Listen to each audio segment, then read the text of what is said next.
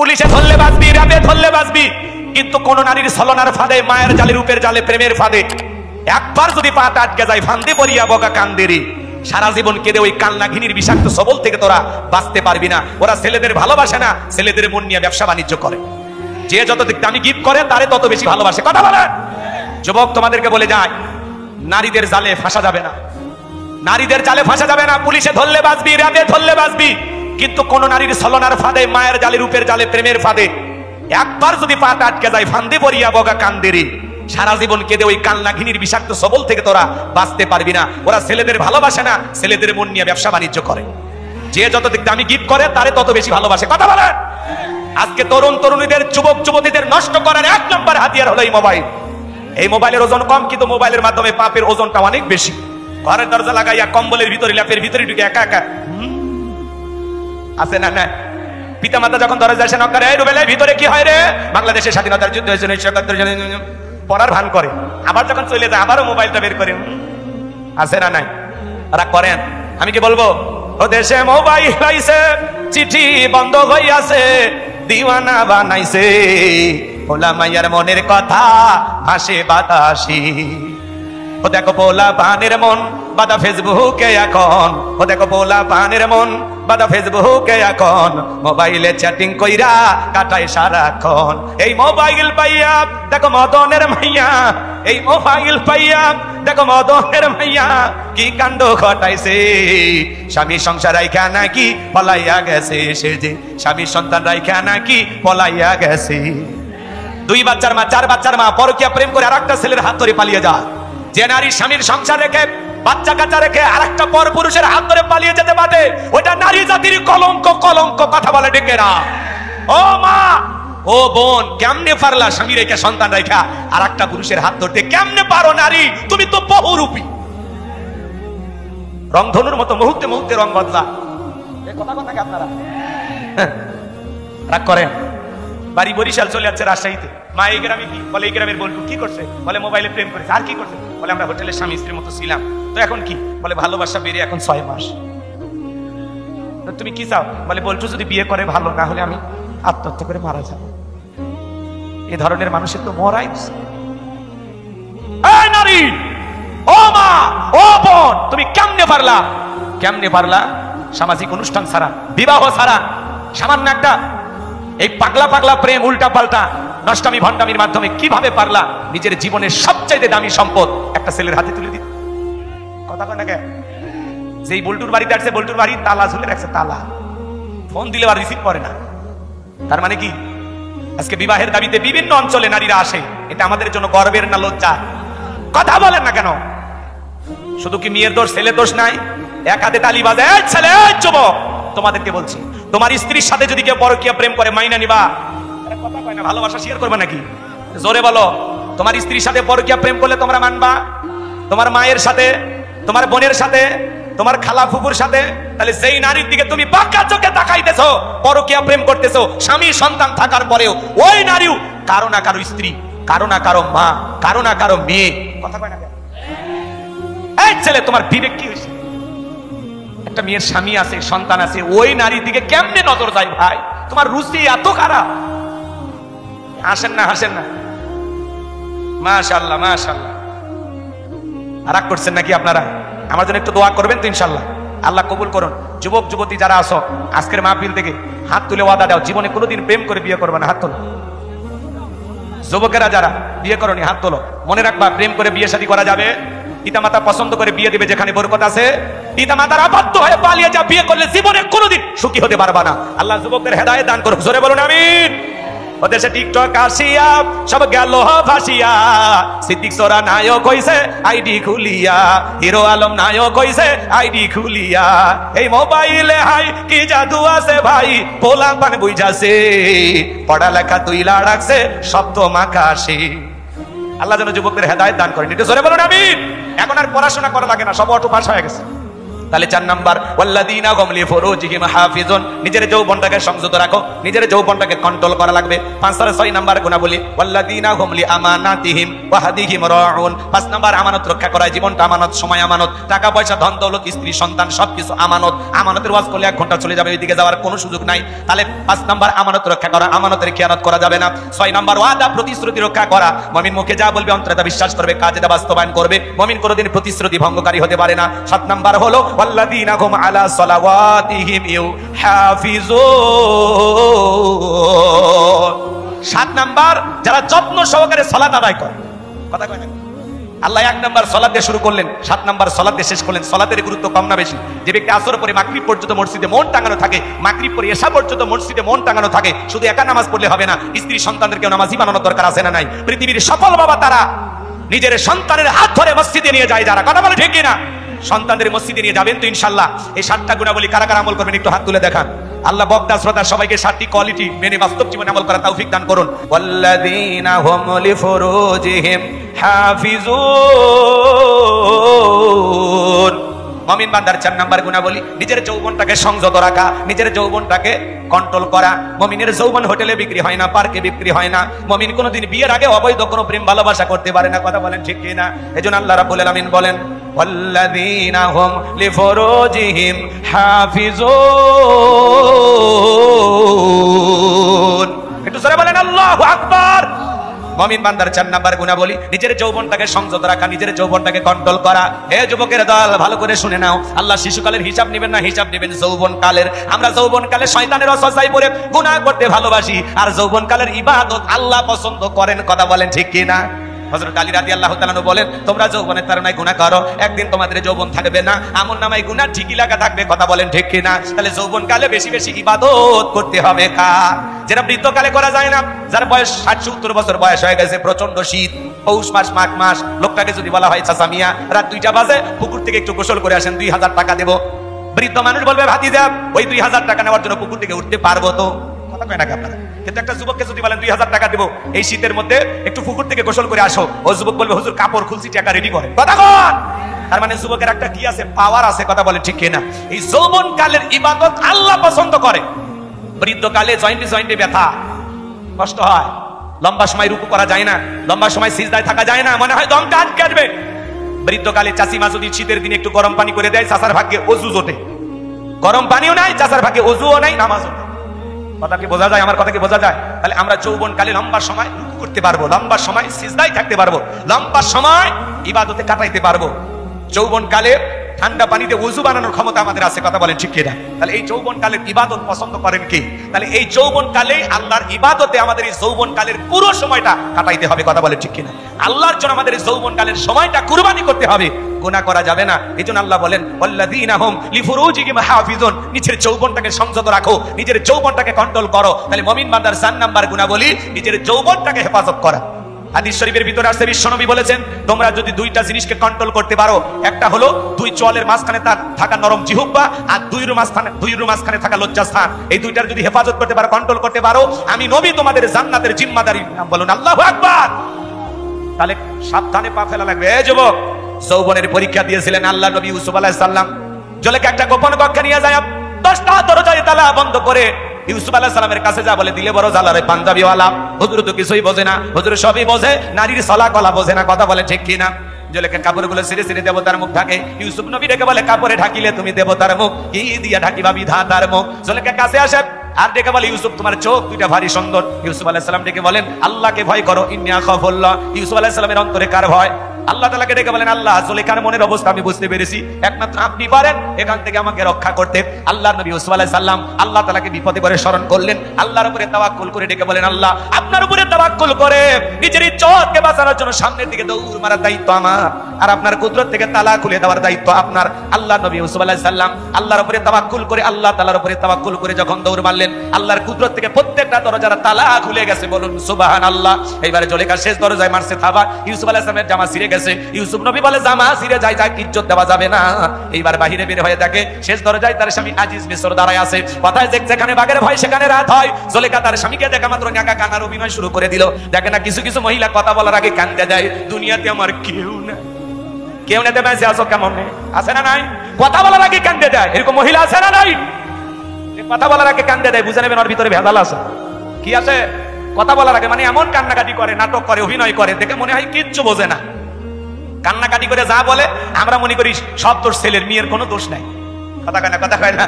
রাগ করেন, রাগ করেন, চোখের পানি লাগেই থাকে, কিচ্ছু বলার আগে কান্দে দেয়। যার বই এরকম বেশি কান্নাকাটি করবে ধমক দেবেন, চুপ, কাঁদবি না। ঘটনা কি হয়েছে আমার খুইলে ক। তোর ঘটনা শুনে যদি মনে হয় এই ঘটনায় কাঁদা উচিত, স্বামী স্ত্রী একসাথে জামাত করে কাঁদা হবে, তাহলে একা কাঁদবি না, চুপ কর। অনেকের বউ দেখেন না চোখের পানি লাগে আছে, মানে মোটর বসায় রাখছে, টিপ দেওয়া হয় না, কাঁদবি, যাই না মাঝে কাঁদবি, কথা কর। দেখা যায় এমন কথা বলে কান্নাকাটি করে, পুরে বাবা মানে কিচ্ছু বোঝে না, কথা কয় না। সুলেখান একটা কান্নার অভিনয় শুরু করে ডেকে বলে, স্বামী ইউসুফকে ছেলের মতো দেখতাম, আজকে সুযোগ পায় আমার ইজ্জতের দিকে হাত বাড়াইছে, আরেকটু দেরি হয়ে গেলে আমার সর্বনাশ হয়ে যেত। মিথ্যা তহমত দিয়া দর্শনের আসামি বানাইয়া 1 নয় 2 নয় 9.5 বছর জেলখানায় বন্দী করে রেখেছিল জুলেখা। আজ পৃথিবীর জমিনে আলেমদেরকে মিথ্যা অপবাদ দিয়া ধর্ষণের আসামি বানাইয়া জেলখানায় বন্দী করবে যারা, ডিজিটাল জুলেখা তারা। আলেমেরা কখনো ধর্ষণকারী হতে পারে না, কথা বলে ঠিক না? রাগ করে, এগুলো মিথ্যা অপবাদ, মিথ্যা তহমত, বিশ্বাস করা যাবে না। কোরআনের ফাঁকি আল্লামা সাইদি হুজুরের বিরুদ্ধে জঘন্য অপবাদ দেওয়া হয়েছিল। তিনি নাকি 300-এর বেশি নারীকে সে সময় ধর্ষণ করেছিলেন। এক নারীকে জিজ্ঞাসা করা হলো, মা এই হুজুর? বলে হ্যাঁ। তো তোমার জন্ম কত সালে? 75 সালে। জন্ম 75 সালে, ধর্ষণ হয়েছে 71 সালে, স্বপ্নেও সম্ভব? কত বড় মিথ্যাবাদী ছিল। অন্ধ ব্যক্তির নামে গাড়ি পোড়ানোর মামলা দিয়েছে। অন্ধ মানুষ গাড়ি পোড়াইতে পারে? এত মিথ্যা কথা বলা ঠিক না। খারাপ আপনাদের লাগতেছে, বুঝতে পারতেছি। 16 বছরের মা এখনো কাটেনি, রাগ করবেন না। মিথ্যা মিথ্যায়, সত্য সত্য। সাদাকে সাদা বলতে শিখুন, কালোকে কালো বলতে শিখুন, অন্যায়কে অন্যায় বলুন, ন্যায়কে ন্যায় বলুন। কারো পাঁচাটা গোলাম হওয়ার সুযোগ নাই, কথা বলে ডেকেরা। রাগ লাগে, রাগ লাগে। আল্লাহ নবী মুসা আলাইহিস সালামের নাম আপনারা শুনেছেন।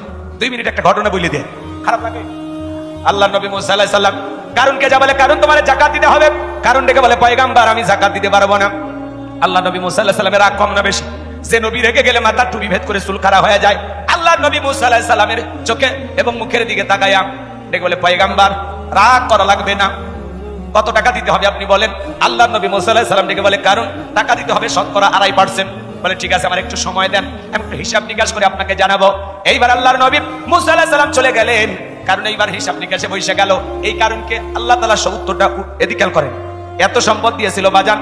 এই কারণকে আল্লাহ তাআলা এত সম্পদ দিয়েছিল, 70টা উট লাগতো চাবি বহন করতে। চাবি যদি হাতে হয় তালা কত, আর তালা যদি হাতে হয় সিন্ধুকে মাল কত, ছোট মাথায় ধরবে না। কারণ এইবার হিসাব নিকাশ করে দেখে কয়েক হাজার কর্মচারী দিয়ে সারাদিন সারা রাত যদি যাকাতের টাকা দেওয়া হয়, এরপরেও টাকা শেষ হবে না। এমনি তো কৃপন পায়ে স্যান্ডেল দানা ক্ষয়ে যাবে বলে, গায়ে জামা পরে না ছিঁড়ে যাবে বলে, সেই কৃপন কি এত টাকা যাকাত দিতে পারে না। সে একটা গভীর ষড়যন্ত্র করলো। এলাকা একটা 2 নাম্বার মহিলা ছিল, নাম হলো সবদা। এই সবদা নামের পতিতের কাছে যা বলে, সবদা রে তোরে 2 বস্তা টাকা দেবো অ্যাডভান্স হিসেবে, আজকে 1 বস্তা টাকা দিলাম, আর আগামীকালকে সাক্ষী দেওয়ার পরে আর 1 বস্তা টাকা দেবো, বিনিময়ে আমার একটা কাজ তোকে করে দিতে হবে। আল্লাহ নবী মুসা আলাইহিস সালাম যখন হাজার হাজার জনগণের সামনে ভরা মজলিসে আল্লাহর পথে মানুষকে দাওয়াত দিবেন, ওই ভরা মজলিসে দাঁড়ায় একবার শুধু বলবি, মুসা নবী দিনের বেলা বাস করে, রাতের বেলা আমি সবদার সাথে রাত কাটাই, বাস এতটুকু কথা বললে যথেষ্ট, বাকি যা করার আমি করবো। সবদা যেহেতু 2 নাম্বার মহিলা রাজি হয়ে গেল, আমার ভাইরা দিল দিয়ে কথাগুলো বোঝার চেষ্টা করবেন। সবটা যখন রাজি হয়ে গেল, পরের দিন সকালবেলা আল্লাহ নবী মুসা আলাইহিস সালাম হাজার হাজার জনতাকে সামনে নিয়ে আল্লাহর পথে মানুষকে দাওয়াত দিতেছেন, আল্লাহর পথে আহ্বান করতেছেন। ওই ভরা মজলিসে আল্লাহর নবী মুসা আলাইহিস সালামের আলোচনা শোনার পরে সবদার পাশান হৃদয় কইলা চোখ দিয়া পানি ঝরতেছে, জোরে কোন মারহাবা। কারণ ইশারা দিয়ে বলে, সবদা দ্বারা বলে আর একটু শুনি। 2 জন লোক পাঠা দিল, ওরা এসে বলে, সবদা নেতা গতকালকে রাত্রিতে 1 বস্তা টাকা দিয়েছে অ্যাডভান্স হিসাবে, আর 1 বস্তা টাকা রেডি আছে, সাক্ষীটা দিয়ে টাকার বস্তাটি না বাড়িতে চলে যাও। সবদা বলে আর একটু শুনি, বলে না শুনতে দেওয়া যাবে না। 2 জন 2 হাত ধরে ভরা মজলিসে সবদাকে জোর করায় দাঁড় করে দিল। যখন কারণ লাভ মেরে দাঁড়ায়, বলে মুসারি ওয়াজ বন্ধ কর, টাকা দেখ। 2 নাম্বার মহিলা দাঁড়াইছে, মহিলাটা 2 নাম্বার না 1 নাম্বার মুসা নবী কি জানে, রতন সেন কথা ডাইরেক্ট বলতেছে, ও নবী মুসা ওয়াজ বন্ধ করো, টাকা দেখো 2 নাম্বার মহিলা দাঁড়াইছে। আজও দেখবেন আলেম ওলামা যখন সুদের কথা বলে, মসজিদের সভাপতি হয়ে আছে সুদখোর। এদেশের অনেক মসজিদের সভাপতি সুদখোর, ঘুষখোর। কথা বলেন, হক কথা বলা যায় না। সুদের ওয়াজ করলে বলেন, হুজুর এই ব্যবসার সাথে আমি জড়িত, খামাখা আমার নাম কেন বলতেছেন? আছে না নাই? সুদের কথা বলা যায় না, ঘুষের কথা বলা যায় না, জিহাদের কথা বলা যায় না, আল্লাহর জমিনে আল্লাহর আইনকে প্রতিষ্ঠিত করতে হবে, এই কথাগুলো বলা যায় না। হক কথা বললেই বলে, হুজুর ভালোই মনে করতেছিলাম, এখন থেকে আপনিও রাজনীতির কথা কন। আছে না নাই?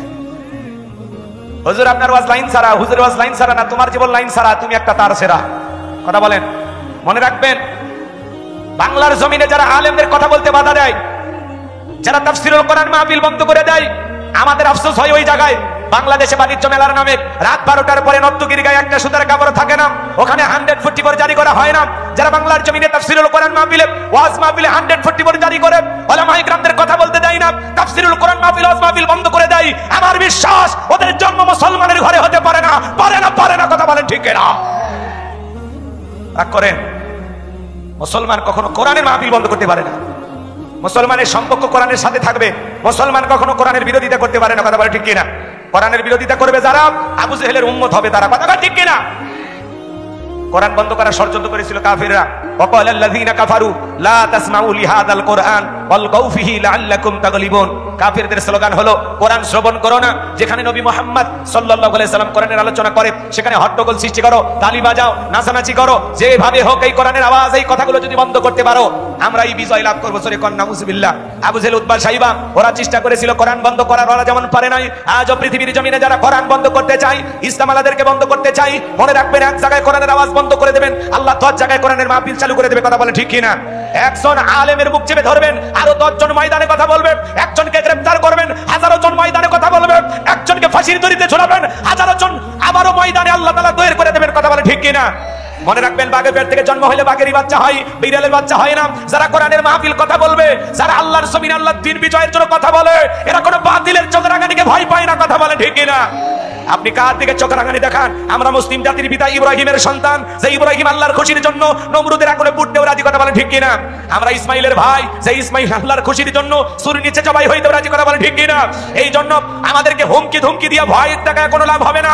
আল্লাহর এই জমিনে আল্লাহর দ্বীনকে প্রতিষ্ঠিত করার জন্য যদি কখনো ডাক আসে, প্রয়োজনে বিবির কাছ থেকে বিদায় নেন, সন্তানদের কাছ থেকে বিদায় নেন, মাথায় কাপড়ের কাপড় বেঁধে আল্লাহর এই জমিনে আল্লাহর দ্বীনকে প্রতিষ্ঠিত করার জন্য, কোরআনের সমাজ ব্যবস্থা কায়েম করার জন্য কারা কারা বুকের তাজা রক্ত দিতে রাজি? তুই হাত তুলে আল্লাহকে দেখান, তুই হাত তুলে আল্লাহকে দেখান। লিল্লাহি তাকবীর। টিকে দেখি নাই। আজকে মুসা নবীর আলোচনা শোনার পরে আমার পাষাণ হৃদয় গইলা গেছে। আমি সিদ্ধান্ত নিয়েছি আর খারাপ কাজ করব না, অশ্লীল কাজ করব না। আমি তওবা করে ঈমান গ্রহণ করতে চাই। বলুন আল্লাহু আকবার। আলেমদের ওয়াজ শুনে বেনামাজি নামাজি হয়ে যায়, সুদখোর ঘুষখোর ভালো হয়ে যায়, বেপরদায় চলা মা বোনেরা পর্দা করে। কথা বলেন। দাড়ি কাটা যুবক আলেমদের ওয়াজ শুনে দাড়ি রাখে, কত মানুষকে আল্লাহ তাআলা পরিবর্তন করায় দেন। এদেশে মসজিদের বয়ান আর এই তাফসীরুল কোরআন মাহফিলের আয়োজন যদি না থাকতো, লন্ডন আমেরিকার মতো এদেশের মানুষও হাফ প্যান্ট পরে সমাজে ঘোরাফেরা করত। যতটুকু সভ্য ভদ্র আছে শুধুমাত্র জুমার বয়ান আর এই তাফসীরুল কোরআন মাহফিলের কারণে। এই জন্য এক শ্রেণীর মানুষ উঠে পড়ে লেগেছে এদেশের তাফসীরুল কোরআন মাহফিল বন্ধ করে দিয়া দেখা যায় এদেশকে লন্ডন আমেরিকা বানানো যায় কিনা। কথা বলেন না কেন? কোরআনের মাহফিল বন্ধ করলেই এদেশের মানুষেরা গোমরাহী হয়ে যাবে। তাদেরকে পথভ্রষ্ট করতে, গোমরাহী বানাইতে, মিসগাইড করতে ওদের আরো সহজ হবে। কথা বলেন ঠিক কিনা? এই জন্য কোরআন থেকে দূরে সরে যাওয়া যাবে না, কোরআনের সাথে আমাদের সম্পর্ক রাখতে হবে। আল্লাহ পাক যেন আমাদের সবাইকে সঠিক বোঝ দান করেন। জোরে বলুন আমিন। মিনাজ যুলুমাতি ইলান নূর। আপনাকে আমাকে অন্ধকার থেকে আলোকিত মানুষ বানানোর জন্য আল্লাহ কিতাব নাজিল করেছেন। এই জন্য ওদের কথায় কোরআন থেকে সরে যাওয়া যাবে, ইসলাম থেকে দূরে সরে যাওয়া যাবে। এদেশের তাফসীরুল কোরআন মাহফিল গলিতে গলিতে হয়, এটা অনেকের সহ্য হয় না। ওরা বলে আগে যাত্রা বালা হইতো, নসিমন করিমন খাইরন সুন্দরী মানিসা পরি হইতো। দেখেন নাই 7 দিন 8 দিন করে মঞ্চ বানায়া আপনাদের যাত্রাবালা মন সাজায় একজন এরকম খাতা ধরে বসে থাকতো আর বলে দিত, আর কিছু লোক রাজা বাদশা সাজে অভিনয় করতো, যাও বানো আমি আপনার মেয়েকে বিবাহ করতে চাই, খামোশ বেয়াদব। এখন আর এই নষ্টামি করা যায় না। এই জন্য ওরা বলতেছে যাত্রাবালা বন্ধ হয়ে গেছে, দেশের ঐতিহ্য হারিয়ে গেছে। ওরে শয়তান! হ্যাঁ, যাত্রাবালা বন্ধ হতে দেশের কি হারিয়ে গেছে? ঐতিহ্য। ইবলিস দেখতে চাইলে এদের কথা শুনে বুঝে নেবেন, এটা ইবলিস। এই দেশের গলিতে গলিতে তাফসীরুল কোরআন মাহফিল চালু হয়েছে। যাত্রা গানের জায়গা এখন কি হয়? তাফসীরুল কোরআন মাহফিল হয়। গান বাজনার আসরগুলো বন্ধ হইয়া, নর্তকীদের নাচানাচি বন্ধ হইয়া কোরআনের মাহফিল চালু হয়েছে। এটার বিরুদ্ধে যারা কথা বলবে, এর আগে হানিফ সাহেব কথা বলেছিল। নতুন করে আপনার কিশোরগঞ্জের এক নেতা বের হয়েছে, ও খালি উল্টাপাল্টা বলে, সবসময় উল্টাপাল্টা। দেখেননি? ওর আফসোস দেখে আমি অবাক হয়ে যাই। চামড়াগুলো জড়িয়ে গেছে, চেহারা খুব সুন্দর, কথা হয় না, কিন্তু কথাগুলো উল্টাপাল্টা বলে। আল্লাহ যেন এই সমস্ত নেতাদেরকে হেদায়েত দান করে। এ ভাই, মরবেন না। জন্মের সময় আজান কি কানে দেয়নি? মরার পরে কি আল্লাহু আকবারের ধ্বনি দেয়া আবার আপনার জানাজা শুরু হবে না? তো আপনি কেন ইসলামের বিরুদ্ধে কথা বলেন? আল্লাহ যেন এই সমস্ত নেতা ভাইদের হেদায়েত দান করে। এটা জোরে কোন আমিন। আমার ভাইয়েরা, আমি লম্বা করবো না, সংক্ষিপ্ত কথা একটু বলে দিয়ে যাই, দিল দিয়া কথাগুলো বোঝার এবং শোনার চেষ্টা করবেন। এইবার সবটা বলতেছে, এ কারণ কেন লাফালাফি করতেছে আপনারা কি জানেন? গতকাল রাত্রিতে কারণ আমার বাড়িতে গিয়েছিল, আমার 2 বস্তা টাকা দেবো বলে ওয়াদা করেছে, 1 বস্তা টাকা অ্যাডভান্স হিসাবে দিয়েছে, আর আজকে সাক্ষী দিলে আর 1 বস্তা টাকা দিয়ে দেবে, বিনিময়ে আমাকে কথা বলতে হবে। নবী মুসা দিনের বেলা ওয়াজ করে আর রাতের বেলা আমি সবদার সাথে রাত কাটাই, কিন্তু আপনাদেরকে সাক্ষী রেখে বলতেছি নবী মুসা আলাইহিস সালামের চরিত্র ফুলের চাইতেও পবিত্র। ওই কারণ হলো আমি সবদার নিয়মিত ভক্ত। চিৎকারে মেরে বলুন আল্লাহু আকবার। ওয়া মাকারু ওয়া মাকারাল্লাহ ওয়াল্লাহু খায়রুল মাকিরিন। এলাকার যে গর্ত খুঁড়েছে নিজের গর্তে নিজে পড়েছে, গোপন ষড়যন্ত্র করেছে যে নিজের জালে নিজেই ফাইসা গেছে, কথা বলে ঠিক না? এইবার সবার সঙ্গে যখন মুখোশ উন্মোচ হয়ে গেল, আল্লাহ নবী মুসা আলাইহিস সালাম রাগান্বিত হয়ে গেলেন, আর দেখে বলে আল্লাহ চাইতে গেছিলাম যাকাত, আর আমার বিরুদ্ধে এত বড় মিথ্যা অপবাদ, এই তহমত মেনে নেওয়া যায় না। আল্লাহ গো, আপনি জমিনকে ওয়াদা দেন, জমিন যেন কারণে ধন সম্পদ সহ কারণকে গ্রাস করে ফেলে। আল্লাহ দোয়া মঞ্জুর করলেন, কারণে ধন সম্পদ সহ হাঁটু পর্যন্ত চলে গেছে। ও মনে মনে ভাবে দেখে শক্তি আছে, ব্যাপার না, উঠতে পারবো। কোমর পর্যন্ত মাজা পর্যন্ত যখন চলে গেছে বলে ব্যাপার না, উঠতে পারবো। এইবার যখন গলা পর্যন্ত জমিনের ভিতরে চলে গেছে, দেখে বলে ও নবী মুসা, ধন সম্পদ যা আছে সব তোমার, আর তোমার আল্লাহ তুমি নিয়ে যাও, জানটা একটু ভিক্ষা দাও। নবী মুসা আলাইহিস সালাম ডেকে বলে আল্লাহুস সামাদ, এ কারণ আল্লাহ কারো মুখোমুখি নন, আমরা সবাই আল্লাহ তাআলার মুখোমুখি। তোর ধন সম্পদ সহ তুই পৃথিবীর জমিন থেকে চলে যা, আর পৃথিবীর ইতিহাসে সাক্ষী থাক, তোর মতো যারা সম্পদ জমা রাখবে আল্লাহর রাস্তায় খরচ করতে চাইবে না, কঠিন কিয়ামতের ময়দানে তুই কারণের কাতারে আল্লাহ তাদেরও বিচার করবে। সূরা তাওবার ভিতরে আল্লাহ পাক জানিয়ে দিয়েছেন, যারা স্বর্গের উপর টাকা পয়সা জমা রাখে আল্লাহর রাস্তায় খরচ করতে চায় না, আমার আল্লাহ বলেন তাদের জন্য রয়েছে আযাবের সুসংবাদ। আপনি যাকাত দেন না, কৃপণতা করেন, মাল সম্পদ জমা রাখেন, আপনার এই সম্পদ বিষাক্ত সাপ হয়ে আপনাকে জাহান্নামের ভিতরে কামড় মারবে। কথা বলেন, আপনার এই সম্পদ জাহান্নামের শাস্তির কারণ হবে। কথা বলেন ঠিক কিনা? আমরা তাহলে হিসাব করে প্রত্যেক বছর যাকাত দেব ইনশাআল্লাহ। যাকাত এই দিক খেয়াল করে, যাকাত দাতা হিসেবে আল্লাহ আপনাকে কবুল করেছেন, এটা শুকরিয়ার বিষয়। আলহামদুলিল্লাহ, আল্লাহ যে আমাকে একটু যাকাত দেওয়ার মতো অর্থ দিয়েছে, আলহামদুলিল্লাহ। আল্লাহ আপনার হাত এই জায়গায় রাখছে, চাইলে এই জায়গায় রাখতে পারতো না। এক কথা বলেন না কেন? কোন জায়গায় রাখছে আল্লাহ? এই জায়গায় রাখছে, তার মানে আপনি যাকাত দাতা।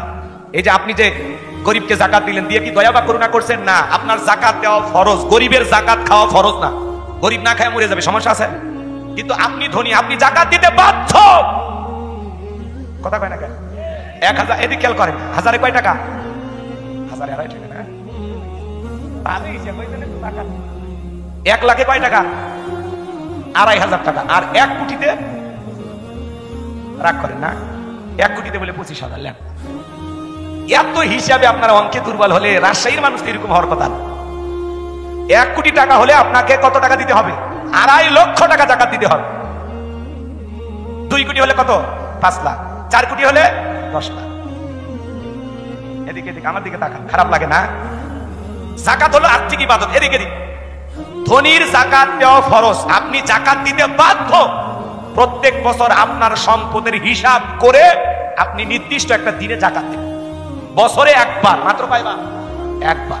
আল্লাহ যদি আপনাকে নিসাব পরিমাণে সম্পদের মালিক বানায় দেয়, তাহলে অবশ্যই হিসাব করে যাকাত দিবেন। আমার এলাকায় একজন মানুষ আছে উপশহরে, চালের ব্যবসা করে। ওই লোকটা বলতেছে, হুজুর আমি 1400 টাকা থেকে যাকাত দেওয়া শুরু করছি, এখন লোকটা কয়েক লাখ টাকা যাকাত দেয়। তার মানে টাকা কমছে না বাড়ছে?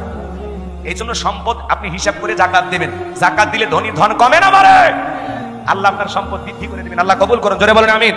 তাহলে প্রত্যেক বছর হিসাব করে আমরা যাকাত দেব। 500 টাকা 1000 টাকা করে ওইভাবে যাকাত দেব না।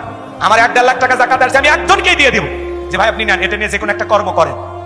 এই যে মাহফিল দিয়েছেন, যেরকম মসজিদ বানান যেভাবে, ঠিক গ্রামে একটা উদ্যোগ নেবেন। এই গ্রামে কারা ধনী আছে, সমস্ত ধনীদের টাকা এক জায়গায় করবেন। ধরেন 50 লাখ টাকা কালেকশন হয়েছে যাকাতে। এবার কি করবেন? এই গ্রামের সবচাইতে গরিব 30 জন মানুষকে 50 লাখ টাকা দিয়ে দেন। দিয়ে বলেন ভাই আপনারা একটু এই টাকা দিয়ে যে কোনো একটা কর্ম করেন, ব্যবসা বাণিজ্য করেন, খবরদার কারো কাছে হাত পাতবেন না। কথা কেন? পরের বছর 30 জন, এইভাবে দেখা যাচ্ছে 5 বছরে 150টা পরিবার, তাদেরকে আপনারা কি করলেন? টাকা দিয়ে সহযোগিতা করে তাদেরকে স্বাবলম্বী বানায় দিলেন। এই গ্রামে 5 বছর লাগবে না, এই গ্রামের সমস্ত মানুষ স্বাবলম্বী হয়ে যাবে, একজনও গরিব থাকবে না। কথা বলে ঠিক কিনা? এমন সমাজ আপনারা করতে চান? তাহলে হিসাব করে করে কারা কারা যাকাত দিবেন হাত তুলুন। আল্লাহ কবুল করুন, জোরে বলুন আমিন। হাত নামান। এইবার মনে এত তাড়াহুড়ো করে ওযু করছে, এক ঠ্যাং না দিয়ে মসজিদে ঢুকছে, টাইসালা মসজিদ 20 টাকা, চাচা একদিক লুঙ্গি একদিক, তাও বলে আল্লাহু আকবার। মানুষ বলে চাচা আগে লুঙ্গি ঠিক করেন, আগে জামাত ধরি। আছে না এরকম 4G 5G গতির নামাজি বাবা? এই যে সামনে রমজান মাস, রমজান মাসে দেখবেন নামাজের প্রতিযোগিতা শুরু হয়ে যায়। প্রত্যেকটা মসজিদে তারাবির প্রতিযোগিতা, কে কত তড়িৎ গতিতে পড়তে পারে, কত তাড়াহুড়ো করে পড়া যায়। কথা বল। প্রথম তারাবি মসজিদে জায়গা হয় না, মসজিদের বারান্দা হয়ে যায়, এমনকি রাস্তার উপরেও নামাজের ব্যবস্থা করা লাগে। এত মুসল্লির আমদানি ঘটে, আলহামদুলিল্লাহ, লক্ষণ খুবই ভালো। কিন্তু এক সপ্তাহ পরে বাহিরের কাতার খাওয়া শেষ, বারেন্দার কাতার খাওয়া শেষ, 15 দিনের মধ্যে আর মুসল্লি খুঁজে পাওয়া যায় না। ওই আগের যে 2-3 কাতার নামাজ পড়ে ওই একই মানুষগুলো পাওয়া যায়। কথা বলে ঠিক না? আবার ওই মানুষগুলো কিছু কি মারবে কোন দিন? লাইলাতুল কদরের রাত্রি তালাশ করার জন্য 26শে রমাদান হাজির হয়ে যাবে। কথা বলে ঠিক কিনা? আপনাদের এলাকায় এরকম হয় না? না, রাজশাহীর মানুষ ভালো, আল্লাহ বলা জিন্দা শাহজালাল ডাক করেন নাকি আপনারা? আমার ভাইয়েরা, এই জন্য রমজান মাসে দেখবেন 2 মসজিদের মুসল্লি এক জায়গায় গল্প করে, দোস্ত তোমাদের প্রথম তারাবি আমাদের হুজুর আল্লাহওয়ালা 1 ঘন্টা সময় লাগছে। তখন বলে কি এতক্ষণ? আর আমাদের হুজুর বিদ্যুতের গতি ফেল, 20 মিনিটে সব শেষ। কথা কন, খালি আলহামদু বোঝা যায় আর দোয়াল্লিন বোঝা যায়, মাঝখানে কি ভূমিকম্প হয়ে গেছে হুজুর নিজেও টের পায় না। কথা কন ঠিক কিনা? এরকম নামাজ পড়ে লাভ হবে না। সালাত আদায় করতে হবে ধীরস্থির ভাবে, বিশ্রামের সহিত। তারাবি মানে তাড়াহুড়ো না, ধীরস্থির ভাবে 4 রাকাত পরে পরে বিশ্রাম নেবেন, আবার 4 রাকাত পড়বেন, এইভাবে সুন্দর করে সালাত আদায় করবেন। সোনার মক্কা মদিনা আল্লাহ তার গোলামকে নিয়েছিল, সেখানে তারাবি পড়লাম, সময় লাগলো 1 ঘন্টা 45 মিনিট, আর আপনার 20 মিনিটে সব শেষ। এই জন্য নামাজ এভাবে তামাশার সহিত পড়া যাবে না। প্রত্যেকটা সালাত আদায় করবো গুরুত্ব সহকারে। আল্লাহ যেন বুঝ দান করেন, জোরে বলেন আমিন। এদিকে খেয়াল করেন, আমার কথা কি আপনারা কষ্ট পাচ্ছেন? আল্লাযীনা হুম ফি সালাতিহিম খাশিউন, যারা নিজেদের সালাত বিনয়ের সহিত, নম্রতার সহিত, আল্লাহর ভয় নিয়ে, খুশু খুজু ভাব নিয়ে, আল্লাহর ভয়ে কারা কারা মসজিদে গিয়ে 5 ওয়াক্ত সালাত আদায় করবেন? 2 হাত তুলে আল্লাহকে দেখা। আল্লাহ আমাদের সবাইকে 5 ওয়াক্ত নামাজি বানায় দেন, জোরে বলেন আমিন। আরেকটু চিল্লায় বলেন আমিন। হাত নামান। বিশ্ব নবীর জামানায় হজরের সালাতের সময় মসজিদ যেমন কানায় কানায় পূর্ণ ছিল, জুমার সালাতের একই দৃশ্য মসজিদ কানায় কানায় পূর্ণ ছিল, বলুন সুবহানাল্লাহ। আর বাংলাদেশে জুমার সালাতের জন্য মসজিদ ভাঙে 2 তলা 3 তলা 7 তলা করা হয়, আর ফজরের নামাজের সময় এক কাতার মুসল্লি পাওয়া যায় না। কথা বলে ঠিক কিনা? এমন মসজিদ আছে মুয়াজ্জিন একাই আযান দেয়, একাই নামাজ পড়ে, একজন মুসল্লিও নাই। কথা বলেন ঠিক কিনা? এমন মসজিদ আছে না নাই? আপনাদের এলাকায় নাই। সম্মানিত ভাইরা আমার, গভীর মনোযোগ দিয়ে কথাগুলো শুনবেন বাজান, নিয়মিত সালাত আদায় করবেন। আল্লাহ তাআলা আমাদের সবাইকে যেন 5 ওয়াক্ত সালাত জামাতের সহিত আদায় করার তৌফিক দান করেন, জোরে বলুন আমিন। শুধু ওয়াদা যে দিলেন, এই ওয়াদার মধ্যে যেন সীমাবদ্ধ না থাকে, আমাদের প্রতিশ্রুতি, আমাদের ওয়াদা আমরা যেন পালন করতে পারি। আল্লাহ যেন তৌফিক দান করেন, জোরে বলুন আমিন। এইবার মুমিন বান্দার 2 নাম্বার গুণাবলী, ওয়াল্লাযীনা হুম আনিল লাগবি মুরিদুন। মুমিন বান্দার 2 নাম্বার গুণাবলী, অনার্থক কথাবার্তা বলা যাবে না, অপ্রয়োজনীয় কথা বলা যাবে না। মুমিন বান্দা জবান দিয়ে কথা বলবে ততটুকু প্রয়োজন যতটুকু। আর আমরা এক জায়গায় বসে চায়ের কাপে ঝড় তুলে অমুক খারাপ তমুক খারাপ, এ ভালো না সে ভালো না, মনে হয় গীবত কমিটির সভাপতি সেক্রেটারি বসে গেছে। কথা বলা ঠিক না? জবান দিয়ে যা ইচ্ছা তাই বলা যাবে না। চায়ের কাপে ঝড় তোলে মানুষের সমালোচনা দিয়া নিজের গুনার পাল্লা ভারী করে। কথা বলেন। আপনি চা খাচ্ছেন, খান, অমুক খারাপ তমুক খারাপ, এ ভালো না সে ভালো না, মানুষের সমালোচনা করে লাভ আছে? নিজের আত্মসমালোচনা করেন, নিজের জীবনের ত্রুটিগুলো তালাশ করেন, নিজেকে সংশোধন করার জন্য কাজ করেন। কথা বলেন। আর আমরা মনে হয় গীবত কমিটির সভাপতি হয়ে গেছে। আগে 4-5 জন মহিলা এক জায়গায় হলে গীবত পরনিন্দা সকল ঘুরি শুরু হইতো, এখন 4-5 জন পুরুষ এক জায়গায় হলে শুরু হয়ে যায়। আল্লাহ যেন আমাদের এই গীবত থেকে বেঁচে থাকার তৌফিক দান করেন, জোরে বলুন আমিন। আপনার জবান, এই যে চাই কাপে বসে উল্টো পাল্টা বলতেছেন, আলেমদের বিরুদ্ধে, ইসলামের বিরুদ্ধে যে সমালোচনা করেন, আপনি কি জানেন এই সমালোচনাকারীরা জাহান্নামে যাবে? ওয়াকুন্না নাখুদু মাল খাইদিন, যারা সমালোচনাকারী এরা যাবে সাকর নামক জাহান্নামে। কথা বলেন ঠিক কিনা? তাহলে সমালোচনা করা যাবে না। আপনি জবান দিয়ে অনার্থক কথা বলবেন, আপনার জবানের প্রত্যেকটা কথা আল্লাহ রেকর্ড করতেছেন। মা ইয়ালফিজু মিন কাউলিন ইল্লা লাদাইহি রাকিবুন আতীদ। বান্দা এমন কোন কথা বলে না, এমন কোন কর্মকাণ্ড করে না যা রেকর্ড করার জন্য আমার ফেরেশতারা নাই। আপনার জবানের প্রত্যেকটা কথা আল্লাহর সিআইডি গোয়েন্দা বাহিনী রেকর্ড করতেছে। আল্লাহু আকবার বলে। ফাঁকি দেওয়ার সুযোগ আছে আমার ভাইয়েরা। এজন্য জবান দিয়ে যা খুশি তাই বলা যাবে না। মুমিন বান্দার 2 নাম্বার গুণাবলী, অনার্থক কাজ করা যাবে না। মুমিনের টাকা হলে মুমিন সিনেমা হল বানাবে না, যাত্রা গানের আয়োজন করবে না, গানের কনসার্ট দেবে না, মদের বার দেবে না। মুমিনের টাকা হলে মুমিন মসজিদ বানাবে, মাদ্রাসা বানাবে, ঈদগাহ মাঠ বানাবে, কবরস্থান বানাবে, তাফসীরুল কোরআন মাহফিলের আয়োজন করবে। মুমিনের অর্থ মুমিন ভালো কাজে ব্যয় করবে, যে কাজে ব্যয় করলে সওয়াব পাওয়া যায়। কি পাওয়া যায়? রাস্তার মধ্যে ফলের গাছ লাগা দিবেন, পুকুরের ঘাট বানা দিবেন, রাস্তাঘাটে সুন্দর করে লিখে রাখবেন সুবহানাল্লাহ, আলহামদুলিল্লাহ, আল্লাহু আকবার, লা ইলাহা ইল্লাল্লাহ। যত মানুষের নজরে পড়বে আল্লাহ তাআলাকে স্মরণ করবেন, সেই ব্যক্তিও সওয়াব পাবে, আপনিও সওয়াব পাবেন, বলুন সুবহানাল্লাহ। সম্মানিত ভাইরা আমার, তাহলে মুমিন বান্দার 2 নাম্বার গুণাবলী, জবান দিয়ে সেই কথা বলবে যে কথা বলে সব হয়, সমাজে সেই কাজ চালু করবে যে কাজ চালু করলে সব হয়। মুমিন বান্দা কান দিয়ে সেই জিনিসগুলো শ্রবণ করবে যেটা শুনলে সব হয়। যুবকরে কানের ভিতর ইয়ারফোন লাগায় গান শোনো, রূপবানে নাচে কমর দোলাইয়া, আল্লাহর ফেরেশতারা কবরে নিয়ে পিটাবে ঝোলাইয়া ঝোলাইয়া। কথা বলেন।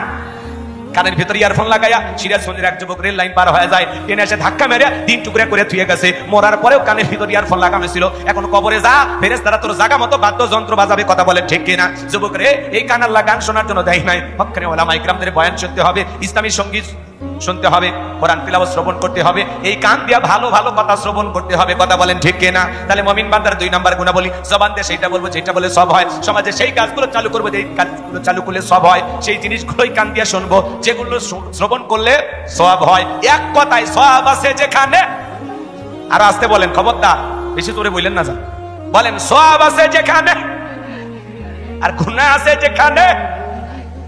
এক কথায় মন্দ কথা বলবো, মন্দ কাজ করবো, মন্দটা শুনবো, সকল গুনাহ থেকে, সকল মন্দ কাজ থেকে আল্লাহ যেন আমাদের বিরত থাকার তৌফিক দান করেন। ছেলে বলেন আমিন। এটা হলো মুমিন বান্দার কয় নাম্বার কোয়ালিটি?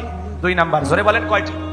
2 নাম্বার। এইবার 3 নাম্বার আমার আল্লাহ রাব্বুল আলামিন বলেন ওয়াল্লাযীনা হুম লিয-যাকাতি ফাইলুন। মুমিন বান্দার 3 নাম্বার গুণাবলী আমার আল্লাহ রাব্বুল আলামিন জানিয়ে দিলেন।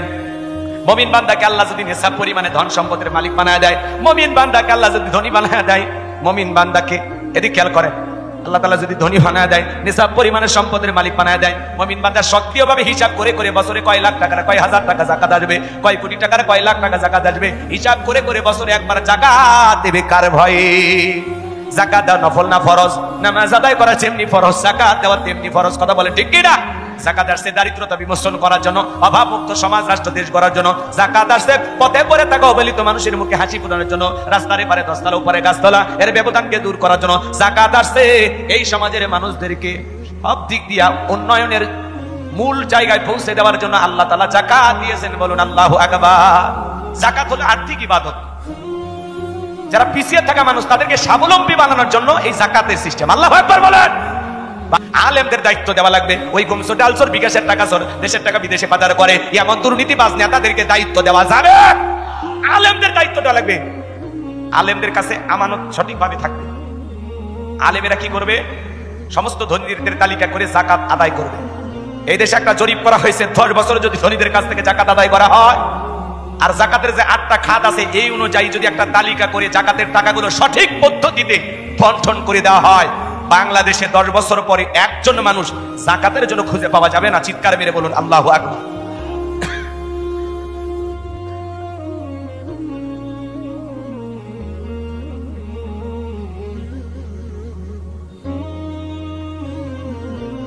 আমার ভাইয়েরা, আমি আপনাদের উদ্দেশ্যে বলতে চাই, এদেশের মানুষ যাকাত মানে পাইছে শাড়ি লুঙ্গি। কথা কয় না? এমন লুঙ্গি দেয় 200 টাকা দাম, লিটন লুঙ্গি পরে থাকলে আর জান্নাত জাহান্নাম সব বোঝা যায়। এমন শাড়ি দেয় 300 টাকা দাম, ধুয়ে দিলে শাড়ি নামা শাড়ি খুঁজে পাওয়া যায় না। এই বড় লোক, এই শাড়ি তোমার বউরে পরাই। কথা বলেন। এজন্য যাকাত মানে শাড়ি লুঙ্গি না, দিলে মান সম্পন্ন কাপড় দিতে হবে। হযরত ওমর ফারুক রাদিয়াল্লাহু তাআলা আনহু তিনি বলেন, যাকাতের অর্থ তোমরা এমন ভাবে দাও যাতে ওই ব্যক্তি যাকাতের জন্য আর কারো দুয়ারে হাত না পাতে। বলুন আল্লাহু আকবার। এদিকে তাকান, এদিকে তাকান, আমার দিকে খেয়াল করেন। আমি আপনাদের উদ্দেশ্যে যে কথা বলতে চাই, এই ছেলেটা বেকার বসে আছে, পরে যাকাতের 1 লাখ টাকা দিয়ে একটা ছোটখাটো ব্যবসা প্রতিষ্ঠান ভবানীগঞ্জ বাজার ধরায় দেয়। আল্লাহ যদি চাই 5-7 বছর পরেও ব্যবসা বাণিজ্য করে সে নিজেও ভবিষ্যতে যাকাত দেবে। কথা বলেন। এই ছেলেটা বেকার বসে আছে, পরে যাকাতের 1 লাখ টাকা দিয়ে দেন, রিক্সা ভ্যান ধরায় দেন, দেখবেন এটা চালায় আপনার দৈনিক একটা ইনকামের ব্যবস্থা হবে। কথা বলেন ঠিক কিনা? লোকটা তো বেকার থাকবে না, তার একটা কর্মস্থানের ব্যবস্থা হবে। একটা বিধবা নারী আছে, শাড়ি দিয়ে কিলাম, সিলাই মেশিন কিনে দেন, 2টা ছাগলের বাচ্চা কিনে দেন, 2টা গাভী গরু কিনে দেন, এগুলো লালন পালন করে ভাগ্যের চাকা ঘুরাবে। যাকাতের অর্থ দিয়া মানুষের কর্মস্থানের ব্যবস্থা করতে হবে। যে যে কাজে দক্ষ সেই অভিজ্ঞতার আলোকে তাকে কিছু দিয়ে স্বাবলম্বী বানাইতে হবে। কথা বলেন ঠিক কিনা? যাকাত আসছে এদেশের মানুষের মুখে হাসি ফোটানোর জন্য, দারিদ্র্যমুক্ত সমাজ রাষ্ট্র দেশ করার জন্য। যাকাতের চাইতে শক্তিশালী অর্থ বিভাগ আর হতে পারে না। এদিকে এদিকে আমার দিকে খেয়াল করেন।